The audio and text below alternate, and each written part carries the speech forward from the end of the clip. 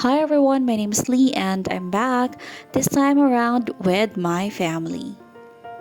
Hindi ko inaasahan na madami palang makikita dito sa the Manila Ocean Park. Inuna namin yung Oceanarium, andun sa Nemo, and so many other marine life. Hindi ko nga inaasahan na makakakita ako ng sharks, ng stingrays.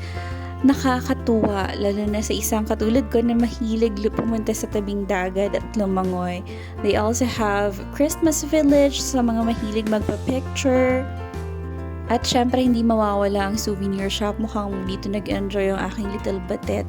May stingray dry encounter na hawakan din namin yung buntot nito at ang lakas ng hangin dito.